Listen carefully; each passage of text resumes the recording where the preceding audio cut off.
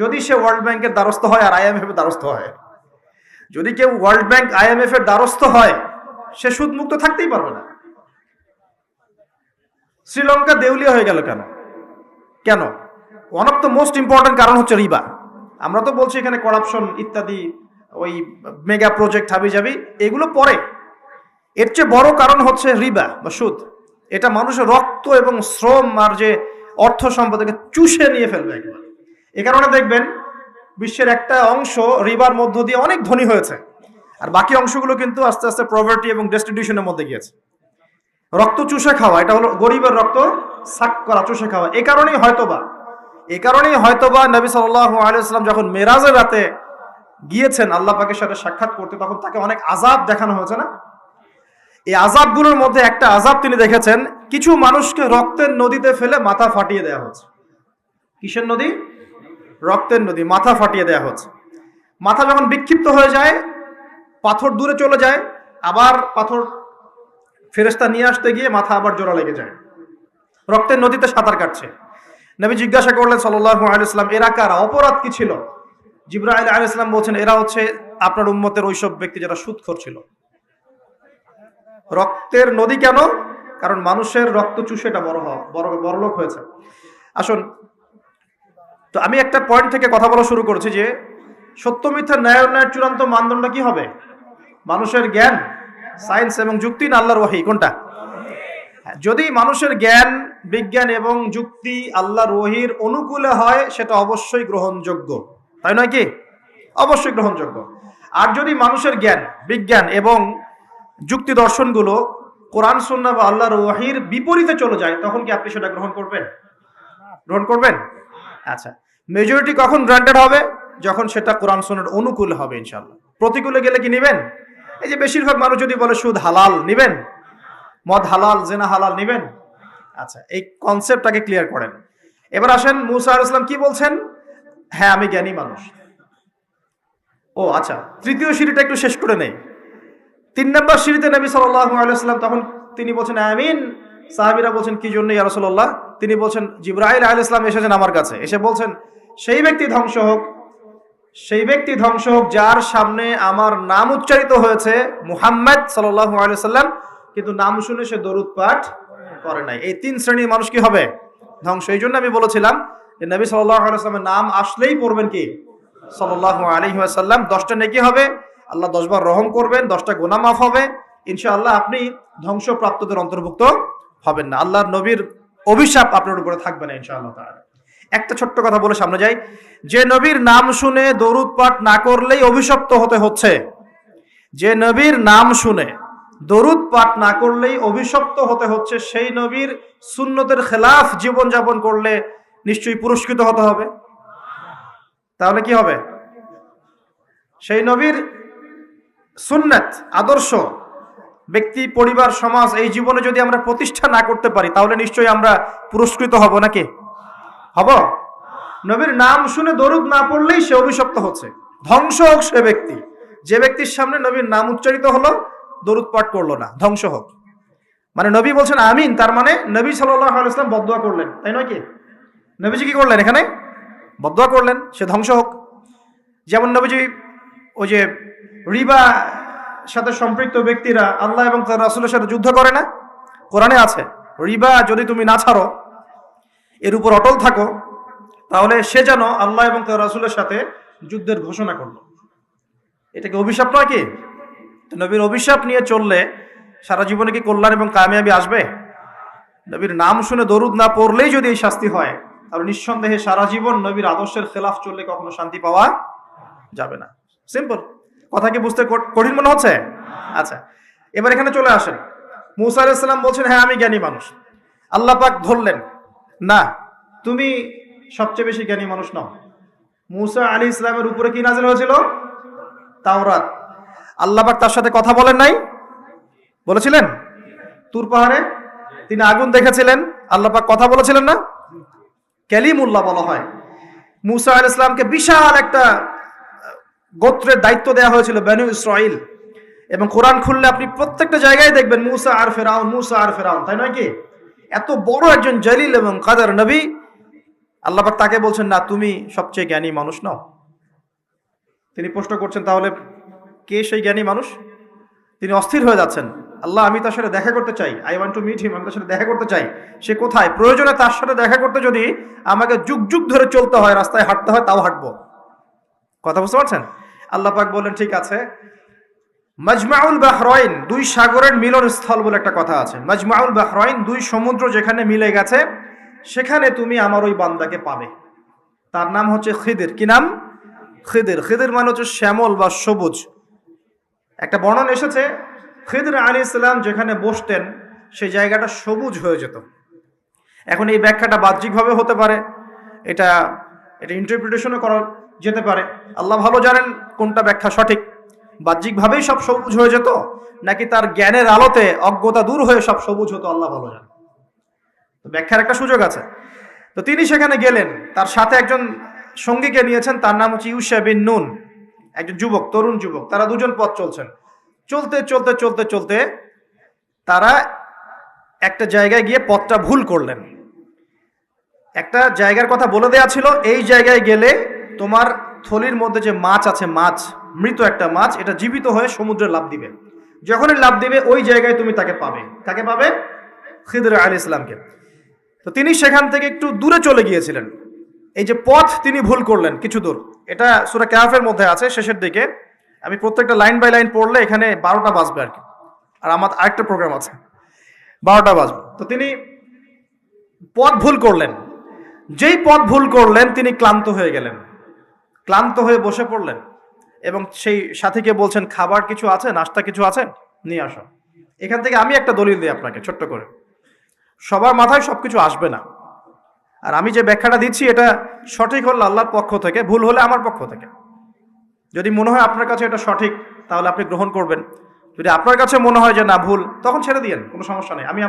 আমি আমার মত গ্রহণ করতে কাউকে কখনোই এনফোর্স করি না। তো যখন তিনি ক্লান্ত হয়ে পড়েছেন, তখন তিনি পথ ভুল করেছিলেন।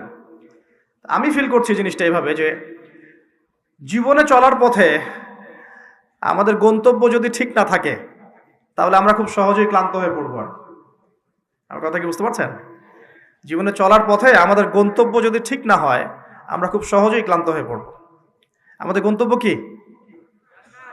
এই গন্তব্য যদি ঠিক না থাকে, যাদের গন্তব্য দুনিয়া, যাদের গন্তব্য বাড়ি গাড়ি, স্ট্যাটাস, প্রতিপত্তি, পলিটিক্যাল পাওয়ার, যাদের গন্তব্য হচ্ছে জাস্ট দুনিয়ার মোহ, তারা খুব সহজেই ক্লান্ত হয়ে পড়বেন। কিন্তু আল্লাহর পথে যারা পথযাত্রী, যাদের গন্তব্য জান্নাত, তারা কখনো ক্লান্ত হয় না। কখনো ক্লান্ত হয়?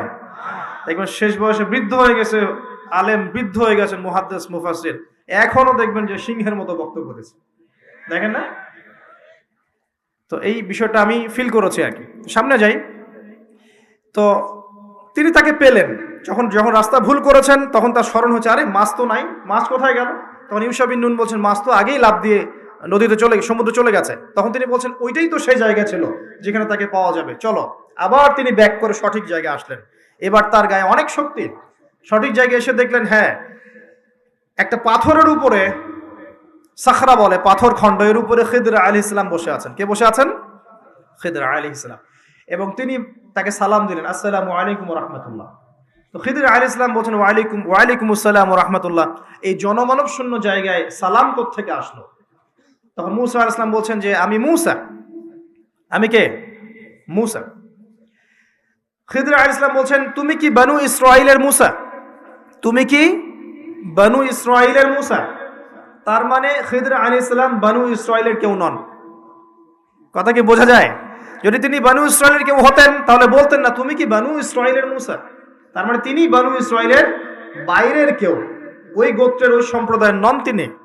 তিনি বলছেন, আমি একটু পড়ে শোনাই। ক্বালা লাহু মূসা, মূসা আলাইহিস সালাম তাকে বলছেন, হাল আত্তাবিউকা আলা আন তুআল্লিমানি মিম্মা উল্লিমতা রুশদা। মূসা আলাইহিস সালাম তাকে বলছেন, হে খিদির আলাইহিস সালাম, আমি কি আপনার অনুসরণ করতে পারি এই শর্তে যে আল্লাহ আপনাকে যা শিক্ষা দিয়েছেন সেখান থেকে আমাকে কিছু শেখাবেন? স্টুডেন্টের মতো আসলেন। এবার খিদির আলাইহিস সালাম কি বলছেন? ইন্নাকা লা তাস্তাতিআ মাইয়া সাবরা। আমি তো শেখাতে চাই, কিন্তু তুমি তো আমার সাথে সবর করতে পারবে না। কি পারবে না? তুমি আমার সাথে ধৈর্য ধরতে পারবে না। একজন টিচার কি কখনো এমন কথা বলে স্টুডেন্টকে? কোন পর্যায়ের জ্ঞান, হিকমা, প্রজ্ঞা, আধ্যাত্মিকত্ব থাকলে একজন মানুষ আগে থেকেই বলতে পারে যে তুমি তো আমার সাথে সবর করতে পারবে না? এই গল্পের শেষে আপনি দেখবেন সত্যি সত্যি মুসা আলাইহিস সালাম সবর করতে পারেন না। আচ্ছা, মুসা আলাইহিস সালাম বলছেন যে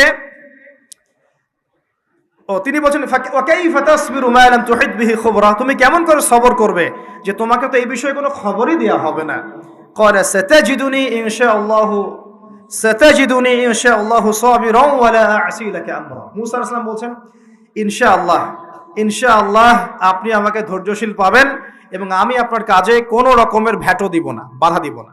আপনি করেন যা ইচ্ছা, আমি আপনার কাজে কোনো বাধা দিব না। আচ্ছা, এবার তারা চলতে লাগলেন। ওকে, তিনি বললেন ক্বালা ফাইন ইত্তাবা'তানি ফালা তাসআলনি আন শাই। খিদর আলাইহিস সালাম বলছেন তুমি যদি আমাকে ফলো করতেই চাও তাহলে আমাকে কোনো প্রশ্ন করতে পারবে না, আমি যা করব চুপচাপ দেখতে হবে, পরে আমি তোমাকে জানিয়ে দেব, কিন্তু তোমার কোনো প্রশ্ন করা চলবে না। এমন কোন টিচার দেখেছেন ছাত্রকে বলে প্রশ্ন করতে পারবে না, যা পড়াচ্ছি পড়ো, যা বুঝাচ্ছি বুঝো, যেমনে চালাচ্ছি চলো। পৃথিবীর সবচেয়ে জ্ঞানী মানুষ কে? খিদর আলাইহিস সালাম। এবার চলছেন ফানসালাকা, তারা দুজন চলতে লাগলেন হাত্তা ইযা রাকিবা ফিস সাফিনা খারাকা। আমি শর্ট করে বলছি, তারা চলতে লাগলেন একটা নৌকা, এই নৌকায় করে তারা একটা নদী পার হলেন। এই নৌকার যে মাঝি বিনা পারিশ্রমিকেই তাদেরকে পার করালো। কিনারায় যাওয়ার আগেই খিদর আলাইহিস সালাম নৌকার তলদেশটা ফুটা করে ফেললেন। কাজটা কি ঠিক হলো? বিনামূল্যে একজন আমাকে সার্ভিস দিল এবং খিদর আলাইহিস সালাম তার তলদেশ ফুটা করে ফেললেন। মুসা আলাইহিস সালাম এবার দেখে বলছেন যে আপনি এটা কি করলেন? লাকাদ জি'তা শাইআন ইমরা, আপনি একটা জঘন্য কাজ করে ফেললেন। যারা আমাদের এত উপকার করলো আপনি তার তলদেশ ফুটা করে ফেললেন। এবার খিদর আলাইহিস সালাম বলছেন আমি তো বলেছিলাম, আলাম আকুল লাক, আমি তোমাকে কি বলি নাই ইন্নাকা লা তাসতাতি'আ মা'ইয়া সাবরা, তুমি আমার সাথে সবর করতে পারবে না। এবার মুসা আলাইহিস সালাম বলছেন যে ঠিক আছে, লা তুআখিযনি বিমা নাসিত ওয়া লা তুরহিকনি মিন আমরি উসরা, আমি যেটা ভুলে গিয়েছিলাম এই বিষয়ে আমাকে আর পাকড়াও করেন না, এরপর থেকে আমি আর কোনো সমস্যা করব না ইনশাআল্লাহ। ঠিক আছে। আবার তারা চললেন, চলতে পথে এবার একটা বালকের দেখা, ছোট্ট। ফানতালাকা হাত্তা ইযা লাকিয়া গুলামান ফাকাতালাহ, এবার তারা চলতে গিয়ে একটা গোলাম, মানে কি ছোট বালককে গোলাম বলে না, জান্নাতে গিলমান থাকবে না, ছোট ছোট বাচ্চারা। এবার তিনি বলছেন যে সুবহানাল্লাহ, ক্বালা আকাতালতা নাফসান যাকিয়াতান বিগাইরি নাফস লাকাদ জি'তা শাইআন নুকরা, আপনি নিষ্পাপ একটা নিষ্পাপ পবিত্র একটা বাচ্চাকে এভাবে হত্যা করে ফেললেন, আপনি তো একটা জঘন্য অপরাধ করে ফেললেন। কে বলছেন এই কথা? মুসা আলাইহিস সালাম। আবার তিনি বলছেন ক্বালা আলাম আকুল লাক ইন্নাকা লা তাসতাতি'আ মা'ইয়া সাবরা, আমি কি তোমাকে বলি নাই তুমি আমার সাথে সবর করতে পারবে না? শেষবারের মতো ক্বালা ইন সাআলতুকা আন শাইইন বা'দাহা ফালা তুসাহিবনি, এরপর যদি আমি আরেকটা কোশ্চেন করেছি তাহলে আমাকে আর সাথে নিয়েন না। কে বলছে কথা? মুসা আলাইহিস সালাম, যিনি বলছেন আমি জ্ঞানী মানুষ, যার উপর তাওরাত নাযিল হচ্ছে। এবার ফানতালাকা, তারা চললেন হাত্তা ইযা আতায়া আহলা ক্বারিয়াতিন ইসতাতআমা আহলাহা ফাআবাউ আন ইউদাইফুহুমা ফাওয়াজাদা ফিহা জিদারান ইউরিদু আন ইয়ানকাদ্দা ফাআকামা ক্বালা লাউ শি'তা লাত্তাখাযতা আলাইহি আজরা। ঘটনা হচ্ছে এই যে তারা এবার চলতে পথে একটা গ্রামে প্রবেশ করলেন, গ্রামের লোকজনের কাছে মেহমানদারি চাইলেন, পানি খাবার নাস্তা পানি কিছু হবে, কোনো মেহমানদারি পেলেন না। অনেকটা আমাদের দ্য সিটি অফ আখিরুজ্জামানের মতো আর কি, আমাদের হচ্ছে পশ্চিমা সভ্যতার যে বস্তুবাদী জীবন ব্যবস্থা, প্রতিবেশীকে খোঁজ নেওয়ার সময় নাই, ভিক্ষুক আসলে মাফ করো মাফ করো। আচ্ছা না, এখন কি মানুষের উপকার করতে খুব বেশি পছন্দ করে? সত্যি কথা বলেন দেখি, বেশিরভাগ মানুষই কি এখন মানুষের উপকার করতে পছন্দ করে? বরং বাসায় মেহমান আসলে মানুষ বিরক্ত হয়। বাসায় মেহমান আসলে কি হয়? মানুষ বিরক্ত হয়, মুখে না বললেও মনে মনে বিরক্ত হচ্ছে, কবে যাবে। বাসায় গেলে জিজ্ঞাসা করে খেয়ে আসছেন না, গিয়ে খাবেন, জিজ্ঞেস করে না। তো মানুষ কিন্তু এখন বস্তুবাদী। এই যে গ্রামটা ছিল এমনই হয়তোবা, সেই গ্রামের মানুষ খাবার দিচ্ছে না, সিম্পল একটা একটা সৌজন্যবোধ যে খাবার পানিতে আপ্যায়ন করছে না। কিন্তু খিদর আলাইহিস সালাম দেখলেন ওই গ্রামের কোনো একটা বাসার একটা দেয়াল পড়ে গেছে, ধসে গেছে। এই দেয়ালটাকে তিনি নিজের হাতে পুরো নির্মাণ করে শক্ত একটা জায়গায় নিয়ে গেলেন। এটা দেখে মুসা আলাইহিস সালাম বলছেন আপনি চাইলে কিছু আজর বা প্রতিদান নিতে পারতেন, কিছু পারিশ্রমিক নিতে পারতেন। মেহমানদারি করলো না, কিছু পারিশ্রমিক নিলে আমরা কিছু কিনে খেতে পারতাম। তো এবার খিদর আলাইহিস সালাম বলেন হাদা ফিরাকু বাইনি ওয়া বাইনাক, এই হলো তোমার আর আমার মাঝের ফেরাক, মানে বিচ্ছেদ। এরপরে তোমার সাথে আমার আর পথ চলা হলো না। আমাদের নবী মুহাম্মদ সাল্লাল্লাহু আলাইহি ওয়াসাল্লাম বলেছিলেন হাদিসের মধ্যে, যদি সেদিন মুসা আলাইহিস সালাম এভাবে কাউন্টার প্রশ্নগুলো না করতেন, অনেক জ্ঞান হয়তো শেখা যেত, কিন্তু এটা হলো না। প্রথমে যে বলেছেন খিদর আলাইহিস সালাম, ইন্নাকা লা তাস্তাতিআ মাইয়া সাবরা, তুমি আমার সাথে সবর করতে পারবে না, এটা কি ফলেছে না ফলে নাই? ফলেছে না ফলে নাই? আচ্ছা, এবার চলেন সামনে। তিনি বিচ্ছেদের আগে বলছেন, ঠিক আছে, যাওয়ার আগে আমি তোমাকে জানিয়ে দিব কি কারণে আমি এই কাজগুলো করেছি। এক নাম্বার, আমি যে নৌকাটা ফুটা করেছিলাম, আমি শর্ট করে বলছি, ওই নৌকা যদি ফুটা না করতাম তাহলে এই সমুদ্রের পিছনে একটা জলদস্যুদের দল ছিল, এরা ভালো ভালো নৌকাগুলোকে হাইজ্যাক করে, সিজ করে নেয়। এই নৌকা ফুটা আছে, এই নৌকা তারা নিবে না। বাহ্যিক চোখে মনে হচ্ছে যে আমি ওই ব্যক্তিদের ক্ষতি করেছি, কিন্তু আসলে আমি ওই ব্যক্তিদের কিন্তু উপকার করেছি প্রকৃত অর্থে। তুমি সেটা বুঝতে পারো না, কারণ তুমি বাইরের চোখ দিয়ে দেখেছো, আর আমি আল্লাহ পাকের মারেফত দিয়ে দেখেছি। কথা কি বুঝতে পারছেন? দ্বিতীয় যে বাচ্চাটাকে আমি খুন করেছি, বা খুন না, এটা খুন বলা ঠিক হবে না, হত্যা করেছি, সেই বাচ্চাটাকে আমি নিজের ইচ্ছায় হত্যা করি নাই, আল্লাহ পাকের আদেশে করেছি। কারণ এই বাচ্চা যদি বড় হতো তাহলে এই বিশ্বের বড় কাফেরদের একজন হতো। যদি ফেরাউনকে ছোটবেলায় কেউ হত্যা করতো তাহলে কি ফেরাউন বড় হতো? আচ্ছা, যাই হোক, যদিও এটা তাকদীর বা কদর, এটা আমি আল্লাহর আদেশে করেছি। আমি নিজের মন গড়া কোনো মানে দর্শনে কাজটা করি নাই, আল্লাহর হুকুমে করেছি। তৃতীয় যে দেয়ালটা আমি নির্মাণ করেছিলাম, ওই বাড়িতে থাকে দুইজন এতিম বালক, যাদের পিতা এবং মাতা খুবই সৎ ছিল। কি ছিল? সৎ ছিল। এখানে একটা ছোট্ট কথা বলে দেই, আপনি আমি যদি পিতা মাতা হিসেবে সৎ হই, নেককার মুত্তাকি পরহেজগার হই, আমাদের বংশধরদের ভালো মন্দ দেখার দায়িত্ব আল্লাহ পাকের। এই যে খিদর আলাইহিস সালাম বহু বছর পর সেখানে এসেছেন, পিতামাতা অনেক আগেই মারা গেছেন, ওই খিদর আলাইহিস সালামের হাতে এতিম বালকের খেদমত আল্লাহ পাক করে দিলেন। বুঝতে পারছেন কথা? তো এতিম দুই বালকের এই দেয়াল ছিল, এই দেয়ালের নিচে ওই দুই এতিম বালকের পৈতৃক রেখে যাওয়া কিছু সম্পত্তি আছে মাটির নিচে। যদি দেয়াল নির্মাণ না করতাম, মানুষ ওই সম্পদ নিয়ে চলে যেত। এখন দেয়াল দিয়ে আমি এটাকে শক্ত করে দিয়েছি, এরা যখন বড় হবে তখন সেই সম্পদ পাবে। তো বাহ্যিকভাবে তোমার কাছে মনে হয়েছে আমি বিনা পারিশ্রমিকে অহেতুক একটা কাজ করছি, কিন্তু সত্যিকার অর্থে আল্লাহর হুকুমে আমি সেটা দেখেছি যা তুমি দেখতে পারো নাই, আমি সেটা বুঝেছি যা তুমি বুঝতে পারো নাই। এরপরে তাদের বিচ্ছেদ হয়ে যায়। আমি আপনাকে একটু দেখাই যে এখানে দেখুন, তিনটা ক্ষেত্রেই মুসা আলাইহিস সালাম বাহ্যিকতাকে প্রাধান্য দিয়েছেন, কিন্তু খিদর আলাইহিস সালাম ইন্টারনাল আইজ, বা আমরা যেটাকে বলি ইন্টারনাল অবজারভেশন, এটাকে প্রাধান্য দিয়েছেন।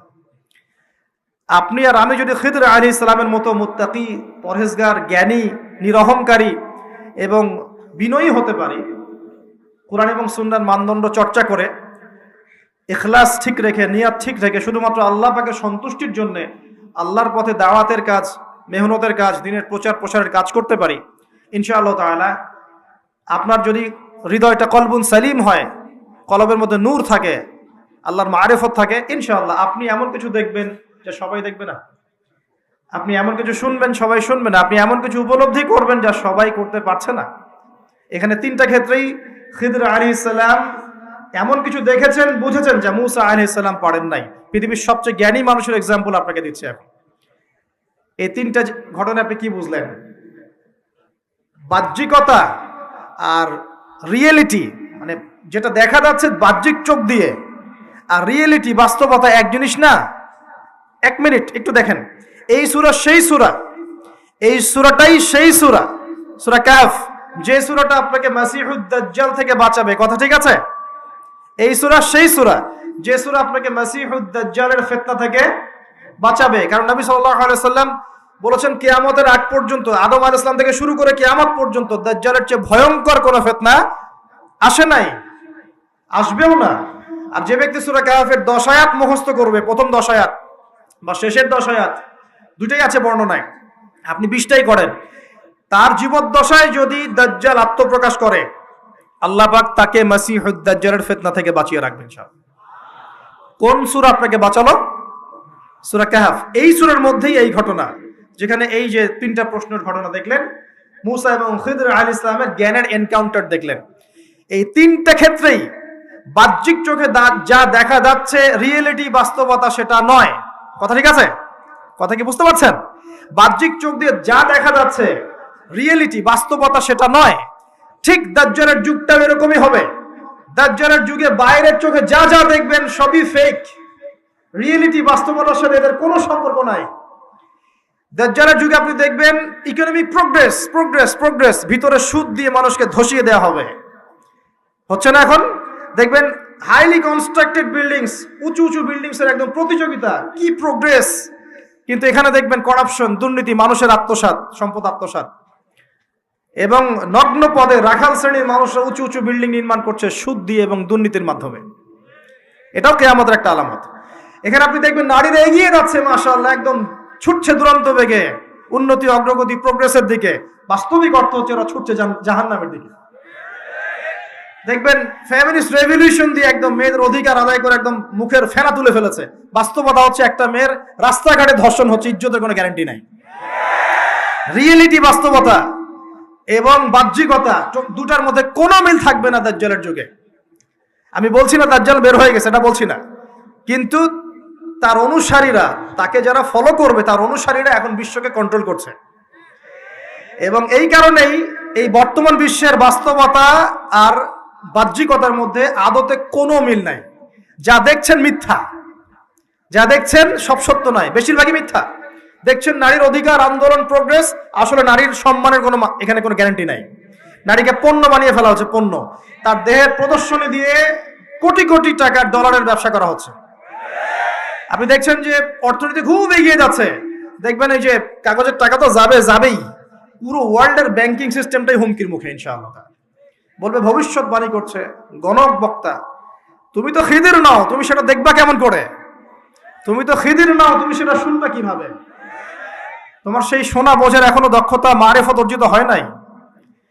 এই জায়গায় রিয়েলিটি আপনি দেখেন, মনে হচ্ছে সারা ওয়ার্ল্ড খুব সুন্দর এগিয়ে যাচ্ছে, পারমাণবিক বোমা তৈরি হচ্ছে, হ্যাঁ, মানে আমাদের অস্ত্রশস্ত্র বাড়ছে, অথচ একটা নিউক্লিয়ার যুদ্ধ সারা ওয়ার্ল্ডকে ধ্বংস করে ফেলে দিবে। বাহ্যিকভাবে মনে হচ্ছে খুব এগিয়ে যাচ্ছে, কিন্তু ডেঞ্জারাস একটা জায়গায় ওয়ার্ল্ড দাঁড়িয়ে আছে। যে কোনো জায়গাতেই দেখবেন আপনি থার্ড ওয়ার্ল্ড ওয়ার শুরু হয়ে যেতে পারে। মানুষের অধিকারের নামে মানুষের অধিকার হরণ করা হচ্ছে, অধিকার প্রতিষ্ঠার নামে অধিকার হরণ করা হচ্ছে, নারী অধিকার প্রতিষ্ঠার নামে ওদেরকে পণ্য বানানো হয়েছে, ইকোনমিক প্রোগ্রেসের নামে সুদ খাওয়ানো হয়েছে। আপনার উম্মার স্বার্থে কাজ করব, এইসব স্লোগান দিয়ে মুসলিম উম্মার মধ্যে বিভক্তি সৃষ্টি করে ফেলা হয়েছে। যা দেখছেন বাইরে, রিয়েলিটি এক জিনিস নয়। প্রতিটা ক্ষেত্রে দেখছেন পরিবার খুব সুখের জায়গা, পরিবার এখন ভাঙছে। দেখছেন খুব ভালোবাসা বাইরে, এগুলো জেনা হচ্ছে, জেনা। বাইরে খুব ভালোবাসা সম্পর্ক, এটা জেনা। দেখছেন আপনি যে এই যে কি বলবো, গ্লোবাল অ্যাফেয়ার্সে মুসলিমদের কিছু আইওয়াস শোডাউন দেখছেন, আদতে দেখবেন বড় বড় যে জিনিসগুলো, সেক্টরগুলো, সবগুলো ওরা কন্ট্রোল করছে, আমরা নিয়ন্ত্রিত হচ্ছে। আপনার কাছে মনে হচ্ছে আপনি টেকনোলজি ইউজ করে খুব এগিয়ে যাচ্ছেন, বেশিরভাগ টেকনোলজি ওরা কন্ট্রোল করছে। আপনার প্রাইভেট লাইফে কি করেন সেটাও তারা জানে। তো আমি একটা বিষয়ে ফোকাস করতে চাচ্ছি, মুসা এবং খিদর আলাইহিস সালামের এই যে জ্ঞানের এনকাউন্টার, এখান থেকে আপনাকে একটা শিক্ষা নিতে হবে। সেটা হলো ফিতনাময় যুগে, ফিতনাময় বিশ্বে বাহিরে যা দেখা যায় আর বাস্তবতার মধ্যে আকাশ পাতাল পার্থক্য থাকতে পারে। এই বিষয়টা প্রত্যেকটা সেক্টর ঘেটে ঘেটে আপনি খেয়াল করেন, আপনি বুঝতে পারবেন। ইভেন আমাদের মুসলিমদের মধ্যেও দেখবেন মানুষকে ভালো কিছু দেওয়ার নাম করে মানুষকে বড় বড় ওলামায়ে কেরাম থেকে সরিয়ে দেওয়া হয় নাই? মানুষকে আলেম ওলামার সোহবত থেকে সরিয়ে দেওয়া হচ্ছে না? একা একা তুমি দিন পালন করো, বুখারী মুসলিম পড়ো, মুফতি হয়ে যাও, হচ্ছে না? এগুলো হচ্ছে, মানে বাহ্যিকতা যা দেখছেন রিয়েলিটির মধ্যে অনেক পার্থক্য, অনেক সমস্যা। কিছু মানুষ বলছে লা ইলাহা ইল্লাল্লাহ বললেই জান্নাতে চলে যাওয়া যাবে, আমলের কোনো দরকার নাই। কিছু মানুষ বলছে তাকদির বলতে কিছুই নাই। আবার কিছু মানুষ বের হয়েছে বলছে যে কোরআন মানলেই হবে, হাদিস মানার দরকার নাই। আবার পাঞ্জাবের এক মায়ের সন্তান, সে বলছে, পাঞ্জাবি মায়ের সন্তান যে পাঞ্জাবি ভাষায় কথা বলে, সে বলছে সে মাহদি, অথচ ইমাম মাহদি আরবি ভাষায় কথা বলবেন। সে পরে বলছে সে ঈসা, তারপরে বলছে রাসূল সাল্লাল্লাহু আলাইহি ওয়াসাল্লাম শেষ নবী নয়, আরো নবী আসতে পারে। কাদের কথা বলছি বুঝতে পারছেন না? তো বাহ্যিকতা, ধর্মের মধ্যেও দেখবেন বাহ্যিকতা যা দেখছেন রিয়েলিটি এমন নয়। তো শেষ জামানার এই ফিতনাময় যুগটা এমন হবে যে বাহ্যিকতা আর বাস্তবতার মধ্যে আকাশ পাতাল পার্থক্য দেখতে পারবেন। মাসিহুদ দাজ্জাল এক হাতে জান্নাত নিয়ে ঘুরবে, এক হাতে জাহান্নাম। এটা রূপক অর্থে, বাস্তবিকভাবে এটা কেউ করতে পারে না। তাকে যারা মেনে নিবে সে ওদেরকে সেই জান্নাত দিবে, মানে প্রোগ্রেস। তাকে যারা অস্বীকার করবে সে ওদেরকে আযাব দিবে, নির্যাতন করবে। এখন এখানে দেখেন বাস্তবতা আর বাহ্যিকতা এক হলো। দাজ্জালের জান্নাতি জাহান্নাম, জাহান্নামই জান্নাত। অর্থাৎ বাস্তব যেটা সেটা ফলস, যেটা সত্যটাই মিথ্যা, যেটা মিথ্যাটাই সত্য। এটাই সেই যুগ যখন বলা, নবী সাল্লাল্লাহু আলাইহি ওয়াসাল্লাম বলছেন শেষ জামানায় সত্যবাদী মানুষদেরকে বলা হবে মিথ্যাবাদী, আর মিথ্যাবাদী সবগুলোকে বলা হবে সত্যবাদী। আমানতদার ব্যক্তি, পরম আমানতদার, তাকে বলা হবে খেয়ানতকারী। আর যে ব্যক্তি খেয়ানতকারী, রিনাউন, তাকে বলা হবে আমানতদার। সবচেয়ে নিচু স্তরের মানুষকে সবচেয়ে উঁচু আসনে বসানো হবে, এমনও আসছে।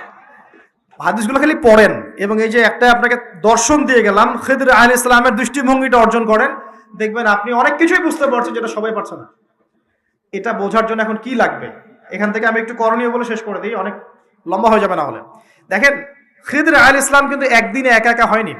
প্রথমত আল্লাহ পাক তার সম্পর্কে কি বলেছেন একটা কথা বলে দিই। আল্লাহ পাক বলছেন যে তিনি আল্লাহর একজন বান্দা ছিলেন, ফাওয়াজাদা আবদান, তিনি আল্লাহর একজন বান্দা ছিলেন, মিন ইবাদিনা, আল্লাহর বহু বান্দাদের মধ্যে তিনি একজন আল্লাহর বান্দা ছিলেন। কে? খিদর আলাইহিস সালাম। আতাইনাহু রাহমাতাম মিন ইনদিনা, খিদর আলাইহিস সালামকে আমি আমার পক্ষ থেকে রহমত দিয়েছিলাম। আল্লাহর পক্ষ থেকে কি দিয়েছেন আল্লাহ পাক? রহমত, দয়া। আপনি দয়ালু না হতে পারলে, আপনি যদি দয়ালু না হতে পারেন, তাহলে আল্লাহর সেই মারিফত, নূর আর জ্ঞান পাবেন না। তো আগে মানুষের প্রতি, উম্মার প্রতি, সবার প্রতি দয়ালু হতে হবে। তো হ্যাঁ, সবাই আমার ভাই, সবাই আমার উম্মার অংশ, আমি সবার কল্যাণ চাই, কেউ আমার শত্রু নয়। একটা দয়ালু মনোভাব তো লাগবে আগে। নিজে আগে মনে করেন আমি হকের ডিলার, জান্নাতের ডিলার, তোমাদের লিজ লাগলে আসো নিয়ে যাও, তাহলে তো সমস্যা। মনের মধ্যে যদি হিংসার, বিদ্বেষ, পরশ্রীকাতরতার, অহংকারের এইসব বিষ বাষ্প পুষে রাখেন, তাহলে খিদির হবেন কিভাবে? নূর পাবেন কিভাবে? মারিফত অর্জন করবেন কিভাবে? আর হক বাতিল চিনবেনই বা কিভাবে? নিজে চিনবেন না, মানুষকে চেনাবেন কিভাবে? এই কারণে দেখবেন যে ওয়ার্ল্ড অ্যাফেয়ার্স নিয়ে কোনো কথা বললে বলে ভবিষ্যৎবাণী হচ্ছে, অথচ এটা বাস্তব বর্তমান, সেটা খেয়াল নাই। যেটা বাস্তব বর্তমান সেটাকে ভবিষ্যৎ মনে করছে।